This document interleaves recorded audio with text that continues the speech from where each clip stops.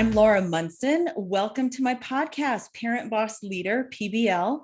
I'm very excited to be hosting Phil Johnson today. We'll be talking about emotional intelligence. A little bit about Phil. He's the creator of the Master of Business Leadership program, really focuses on inspirational leadership, emotional intelligence, higher consciousness, drama and chaos, conflict elimination, trust and engagement, and freedom from ego-based fear. Really amazing program, Phil. Thank you so much for being here today. I cannot wait to talk to you about this topic. Before we jump in to the relevancy of emotional intelligence, I think it's helpful for folks to really learn who you are. Would you mind sharing a little bit about yourself? Sure, I'd be happy to, Laura, and it's great to be on your show. So thank you. Um, well, I've been an executive coach for the last 22 years, working with executives and organizations all over the world. Prior to that, I was an executive in the semiconductor industry for 20 years, but I've really been on this path for the last 54 years. So the Master of Business Leadership program is really a distillation of a lot of things over that period that's been helping executives and organizations achieve some pretty remarkable results. Great. Thank you. I think you have such an amazing background too. You and I had talked a little bit about it. I'm going to insert links after this podcast for folks to learn a little bit more, even about your personal background.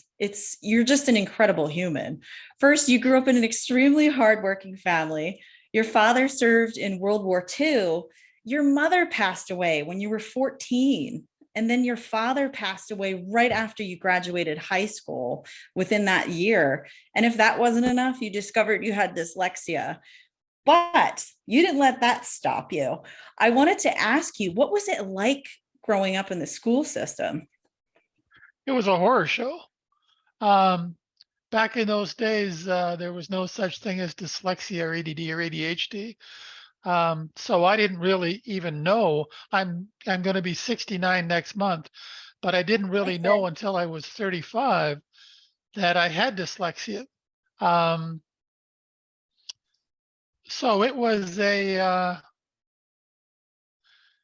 like being trapped in my body. I couldn't figure out why I had so much more difficulty reading and comprehending than than the people around me. My dyslexia. Um, Anyways, so it cost. It's interesting. Now I look in hindsight. I look at my dyslexia as a great gift because it forced me to do a lot of what I refer to as emotional labor, which helped to prepare me for what I do now. And quite frankly, I don't think that if I hadn't gone through what I went through at the early part of my life, I wouldn't be doing what I'm doing today. Wow. So I think it's true. You really overcame a lot. And I remember you sharing early on, you were afraid to even make eye contact with your teachers. Like, how heartbreaking is that? But you went on to become a graduate, top of your class. So, what advice do you have? How did you even get to that point to overcome your challenges to be top in your class? The simple answer to your question is I developed an emotional connection to a desired result that I wanted to achieve that was stronger than my fear.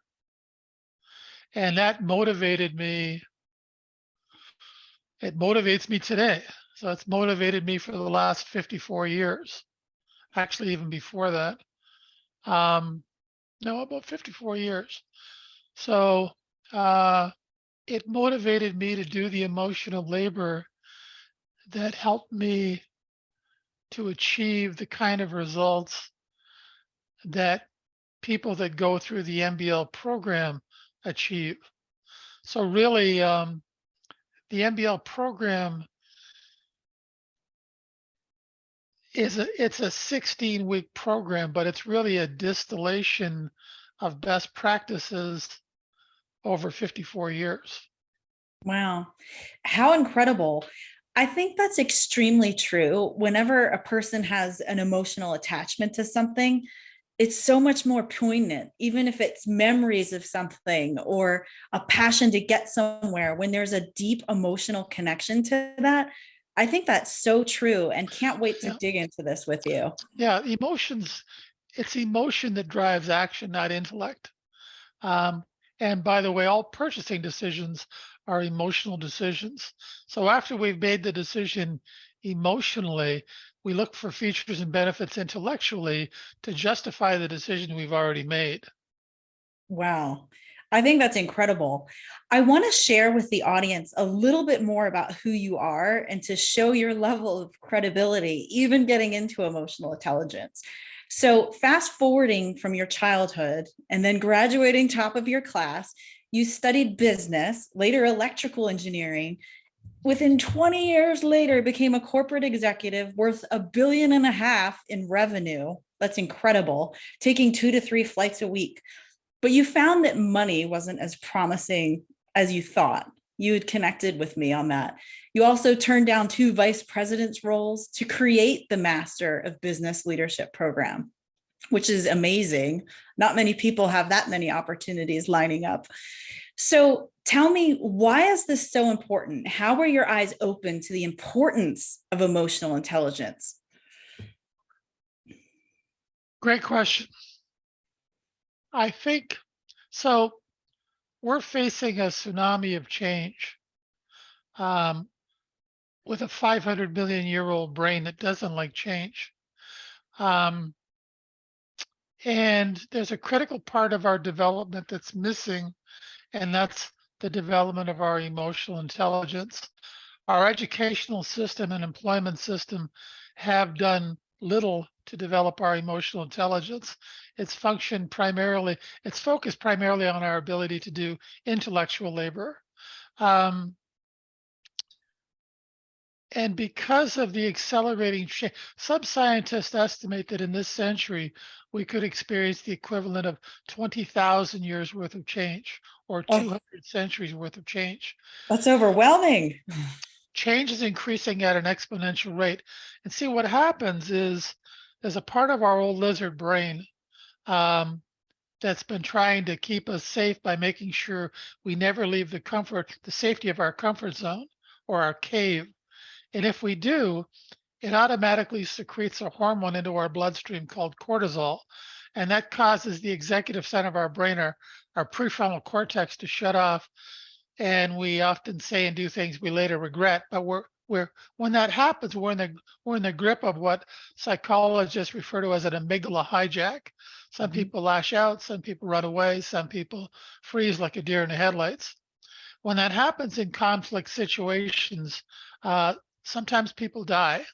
And when it happens in business or personal situations, relationships die. We burn trust. So as an analogy, if you think of your amygdala as a very frightened 4-year-old child, the development of our emotional intelligence acts like a big brother or a big sister to quiet the amygdala response down and better enable us to feel the fear and anxiety that change and innovation triggers in us and be able to move through it towards what it is we're trying to achieve, as opposed to allowing that fear to keep us trapped in our comfort zones. Wow. Does that make sense? It does. And I love how you're able to share the science behind it as well. And we even live in an era where it's an epidemic of cortisol. We're constantly Yeah. stressed. We're not We're running. we're bombarded with fear messaging constantly every day. We're living in what many people refer to as a low grade amygdala hijack all Mhm. the time. And it doesn't take much for that to trigger us. So it's a big problem. It is. And you had mentioned, so we have a 500 million year old brain. So, how do we learn to change since we're wired against change itself? By having a desired result that motivates us to leave our comfort zone. There's only two things, there's only two sources of motivation that will cause us to want to leave our comfort zone. One is pain, the other one is passion. And hardly anybody's connected with their passion. So for the most part, those individuals that are willing to pursue better results are usually motivated by fear, by pain, by an urgent desire to achieve better results than they're currently getting. And that becomes the fuel for the journey. Without that motivation, change is impossible. Wow. I'm taking this all in. That's so true. Because when I think of even my own life, when do I change? Pain, yes, or really excited and passionate about something. Otherwise, the in between is just complacency. Right. Why change if we're wired against change and we're complacent? There's no Not pain there. only that, but we're actually only conscious about 3 to 5% of the time. The rest of the time, we're relying on our habits to determine our behaviors and our results. So most of the time, if you think about it, in a regular day, um, you're really just repeating habit patterns that you repeat every day with very little variation. Wow. So our current habits are getting us our current results, but they can't get us better results. If we want to get better results, we need better habits. And that requires us to be willing to do the emotional labor of leaving our comfort zone. And that brings us to the second source, if you're interested, of resistance we have to change. Um, we can develop habits at any age. It's called brain plasticity or neurogenesis. Um, but those new habits, even if they work better than our old habits, are always going to be weaker than our old habits. See, a habit is a neural network pathway we create in our brain through our actions. And once we develop one of those neural network pathways, it's there forever. Wow. And the habits we develop when we're younger are stronger than the habits we develop when we're older. There's an insulation layer that goes around the neural network pathway called myelin, and it's thicker when we're younger than when we're older.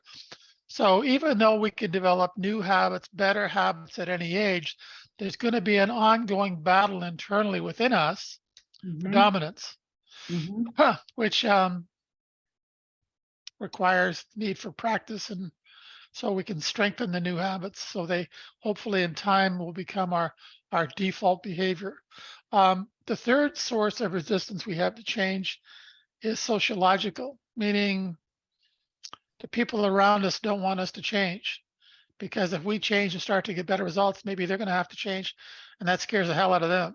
And the best way to ensure they don't have to change is to make sure we fail, so they can say, look, I told you so, now shut up and get your head down and come back into the herd with the rest of us. Mm-hmm. So even though the development of emotional intelligence works like hell, it'll work for anybody, anywhere, doing anything at any age. Mm-hmm. There is significant both biological and sociological resistance to change. And if we don't have if we don't have an emotional connection to a desired result that's stronger than our fear, we will not change. And quite frankly, most people don't. So what they do instead is they try and use some type of position-based power to get other people to change. They use Wow. position-based power to control and manipulate others to get them to change. And that creates the toxic work environments we see everywhere. And that's why the current level of employee engagement, according to Gallup, worldwide is around 13%. Low levels of employee engagement are costing the US economy alone over $1 trillion a year. And it's also why over 80% of all M&A, mergers and acquisitions, and organizational development initiatives fail. Wow. So It's big problem. incredible. You've shared so many nuggets of information. I'm hearing that humans don't like to change. I'm hearing that if leaders don't change, we have low engagement if they don't exercise emotional intelligence, that we only are consciously thinking 3 to 5% of the time My goodness. So I love this program that you created too, really digging into this. And I read some of the testimonials. They showcase that you're really making an impact around the globe. So you created this 16-week program. It's an That's amazing program, really it. digging deep and including emotional intelligence, really teaching, training people how to change. Even some of the testimonials I was reading, it's incredible. You're making an impact literally around the globe. That's huge. So, three takeaways that I heard one individual make, and I was hoping you could unpack some of this a little Sure. bit. So, one takeaway was awareness of self, others, and how I show up and work with other people. How can we grow in these areas? Um, can I back up just a bit? There's some information I want to give you, and I want Yeah, to give your listeners or people watching this program. absolutely. I want to describe in about 3 minutes the root cause of all drama, chaos, and conflict, and the solution to all drama, chaos, and conflict. Yeah. Um, and I've been proving this over the last 22 years everywhere around the world. And it has to do with energy physics. You ready? Yes, let's hear it. When we're born, we're not born with a conscious mind. We don't start to become conscious until we're about a year or so old. But we are born with an unconscious mind, and we immediately start wiring up our brain, creating those neural network pathways that become our habits that we need to survive, to fit in, to get food, all that kind of stuff. And a lot of those habits unconsciously cause us to give away our energy. And we do it in a myriad of ways: how we communicate, how we listen, take responsibility, make decisions, all sorts of ways. Mm. But when we're giving away our energy over here, it creates an energy deficit in us. So at the Mm. same time we're giving away our energy over here, we have to be replacing that energy by trying to steal energy from other people over here. Oh, And wow. that dynamic is going on inside of everybody on the planet all the time, unconsciously. And that's the root cause of all drama, chaos, and conflict, war, everything, disengagement, toxic environments, lack of trust. Um, so what I do in the MBL program is I show people how they're unconsciously giving away their energy, and I give them better habits to practice to stop doing that.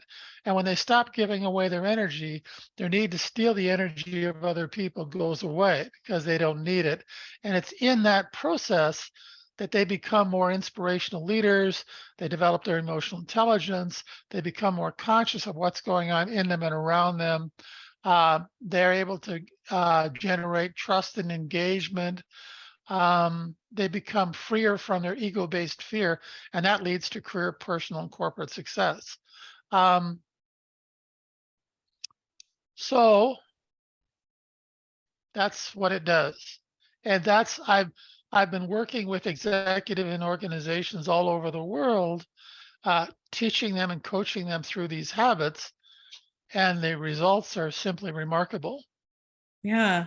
But I you've think, got to be willing to do the work. You've yeah. got to be willing to do the emotional labor that change requires. Um, and that's where the emotional connection to a desired result is fundamental, because without that emotional connection to a desired result, you may want better results than you're currently getting, but you won't be willing to do the work that getting better results requires. And quite frankly, most people aren't. Hmm. It sounds like we're not. We're resistant. I think that is really a great high level overview. So I wanted to ask before I jump into the rest of the takeaways from testimonials, I wanted to see, so you've really helped executives step it up in their careers. Who else, so our viewers, our listeners can know, who does this program benefit? Who should take this program? Everybody on the planet. Yep. even individual contributors. It's not just folks in See, leadership. leadership's not a position, it's a choice. If you need a position or a title to get people to follow you, you're not a leader. Mm. If your behavior, if your actions and results don't inspire followers, you're not a leader. See, because we've evolved in herds, in tribes, over hundreds of millions of years, we've had to develop the ability to sense whether somebody's trying to help us or eat us. So we have these specialized brain cells in our prefrontal cortex that brain scientists call mirror neurons. I call them bullshit meters. That's why when you walk into a room, you can sense the energy in the room, or you're Mhm. having a conversation with somebody, you can sense whether they're trying to help you or hurt you. And as you learn to lower your walls, as you learn to stop giving away your energy, people start to feel that they can trust you. They feel like they can lower their walls and become more of who they are around you than they can be around their victim buddies. That's why people like dogs and babies, because there's no judgment. Yeah, Because when you're in that environment, you can feel you can be who you are. yeah. That makes sense. That And makes a that's what creates inspirational leadership. wow. So I think the next point actually goes hand in hand well about lowering walls. Something that I had read, it said earning and building trust with individuals. Is this a comparison you often consider? Why is this an important question to ask? Oh, yeah. Demonstrating trustability is huge. It's a reflection of your level of emotional intelligence. Mhm. Um, and let me put it in perspective. There's something some of your listeners may have heard of uh, called the trust economy. And because things are changing as quickly as they are, we can't keep up. So we're being forced to rely more and more on our network of trusted advisors to make decisions. The Mhm. trust economy is currently estimated at over 10 trillion dollars a year. So to put it in perspective, if the trust economy were a country, it would be the third largest economy in the world behind the United States and China. Mhm. So the trust economy, the ability to demonstrate your trustability, to earn the trust of others, is related to your ability to lower your walls, to become as you become less resistive, judgmental, and attached to outcome, um, you become more trustworthy. And Mhm. those mirror neurons pick up on that, and people want to be around you more because they feel safe. Wow. That is so deep. So thinking about that, the one other takeaway that I got reading from the testimonials says intellectual and emotional knowledge are vastly different, and we need to increase our emotional knowledge. How can we do this? Like the MBL program. Take the program. How about No, I will. I'm being, you know, UC Berkeley uh, did a 40-year study comparing intellectual intelligence with emotional intelligence. And at the end of the study, they concluded that emotional intelligence was 400% more valuable than intellectual intelligence. Let me give you a numerical example to kind of explain. Um, think of think of our ability to do intellectual labor um, as somebody giving you $10,000 a day for 31 days. So at the end of 31 days, you've got $310,000. Think of emotional intelligence or the emotional labor required to develop emotional intelligence as a penny that doubles in value every day for 31 days. So day one, you've got a penny. Day two, you've got 2 pennies. Day three, you've got 4 pennies. Day 31, you've got $10.7 million. Actually, day 40, you've got over 5 billion. Day 50, you've got over 5 trillion. So the ROI in developing emotional is vastly greater than intellectual intelligence. See, our ability to do intellectual labor is genetic. If you have a high IQ, your parents had a high IQ, their parents had a high IQ, and you simply inherited those genes. And not everybody can have 160 IQ, but anybody can develop their emotional intelligence. It's not genetic. You develop the process of developing emotional intelligence is an experiential process. It's not an intellectual process, meaning that you can't develop emotional intelligence by having a conversation like this one, Mhm. or reading a book, or watching a video. Those are intellectual processes. Um, Emotional intelligence is something you develop as you learn to move through the fear and anxiety that change and innovation creates in us as we move outside of our comfort zone in the pursuit of better results. Wow. And it's scary as hell. But what happens is the more you practice it, the more comfortable you become with fear. See, fear is not the enemy. Um, it's good to be afraid. It's good to be afraid to step out on the street in front of a bus. That's a good fear to have. Yep. Um, but there are lots of ego-based fears that have little or no basis in reality that pull us out of the present moment. So we're focusing more on past or future instead of the present moment. And the present moment is all that exists. The present moment is all that will ever exist. The present moment is the only time we can take an action and generate a result. But if our ego-based fears has us focusing on past or future, we're not really present in the moment. Let me give you another example. Uh, there's another term for this called flow, mindfulness, flow, present moment. They're all the same thing. Um, Michael Jordan playing basketball versus Michael Jordan playing baseball. I guarantee you that when Michael Jordan was playing basketball, if you were to come up to him and say, he couldn't tell you when he was going to dribble, pass, or shoot because he was completely present in the moment, reacting to his environment. He wasn't thinking. Yeah. Michael Jordan playing baseball, he actually had to think about playing baseball, Mhm. and his performance dropped off dramatically. Wow. So actually, every I'm probably getting off track here, but what the hell? Every mammal on the planet um, has a built-in primal desire to stop thinking, to be in the present moment. We actually spend over $4 trillion a year globally trying to be in the present moment. Wow. Um, and learning to stop giving away your energy brings you into the present moment. Wow. I think that's the answer right It, there. it is. Being in the present moment. And that's how you stop giving away your energy. That's how you really learn emotional intelligence as well, right? And right, correct. And that's how we allow our genius to surface. See, when we're being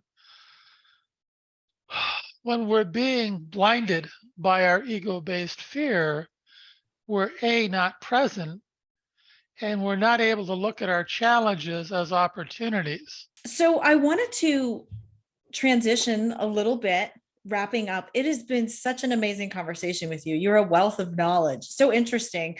I I'm sort of old. feel like I'm old. you're not. It's sort of a blend of watching sci-fi and science all in one, even having this chat. There's two last questions I wanted to ask. And the first, so we've talked a lot about emotional intelligence, being present, EQ, but I want to ask the $1,000,000 question in your own words. How would you define emotional intelligence or EQ? What's your definition? The ability to feel the fear that leaving our comfort zone triggers in us and be willing to do the emotional labor of moving through acknowledging the fear and moving through the fear towards what it is we're trying to achieve. Gave you two examples, and Thomas Edison inventing the light bulb. Took Yeah. him around 1,800 experiments. And somebody says, Jesus, Tommy, that's a lot of failure. He says, what do you mean? I just learned 1,799 ways not to make a light bulb. Yep. Walt Disney got turned down by over 2,000 banks before he was able to generate enough funding to begin the construction of Disney World. And he actually died before it was finished. Mhm. Somebody at his funeral said, geez, isn't it too bad Walt never got a chance to see his dream come true? And the guy says, well, yeah, he did. He saw it before any of us. Because if he hadn't already seen it, smelt it, felt it, tasted it, he wouldn't have been able to endure what he endured to bring that vision into reality for the rest of us. Mhm. See, the thing is, as you learn to lower your walls, you stop looking at things in terms of success or failure. You simply look at it as information, as data. That Mhm. didn't work. That worked. I'll do more of that and less of that. Mhm. But when we allow our ego to control us, we start to think of terms of success and failure, and that stops us in our tracks. Yeah. So Wow. here's the company whose primary hiring focus is on emotional intelligence. Mhm. You ready? Drum Let's roll. hear, let's hear it. Actually, it's one of many. That company is Apple. That's Yep. why when you walk into an Apple store, that energy you feel is an example of a more emotionally intelligent environment. They're not trying to sell you anything. They're trying to understand your pain and, if possible, offer a solution to your pain. They want you to have a great experience. Whether you buy anything or not is secondary to their desire to want to serve you. Mhm. Maybe you'll tell your friends and they'll tell their friends. And if you think about it, that energy in that environment is a very different energy, is a much more engaging energy than the energy in the stores surrounding it. Mhm. So that's what an emotional intelligent environment looks like. And Mhm. because of the accelerating rate of global change, more and more companies are hiring, developing, and promoting largely based on emotional intelligence. Yeah. Emotional intelligence is the future of organizational development. Wow. That is so well said. I thought your definition so spot on. And it's interesting, even talking about different companies with high levels of emotional intelligence. I come from the staffing industry, ATR International. We make candidate placements across the nation. And there's such a difference when we place candidates in companies with high levels of emotional intelligence. Yep, There yep, you see such longer tenures, less yep. turnover. Well, So it's those mirror neurons. People feel safer to take risk. mm-hmm, See, if you don't trust your environment, if you're in a toxic environment, you're less willing to take risk. You're less willing to risk failure. yeah. And in a fast-moving global world, the unwillingness to risk is a death knell. An unwillingness to leave your comfort zone will guarantee failure. Yeah. Isn't that true? Mhm. Because you don't even try. What a neat conversation. If I was to summarize our chat today, would it sound something like this? If we learn to lead ourselves first, then we can better lead ourselves, others on a local and global scale. Would you agree with that? Disagree? What do you Yeah, think? yeah. You can't have organizational change without individual change.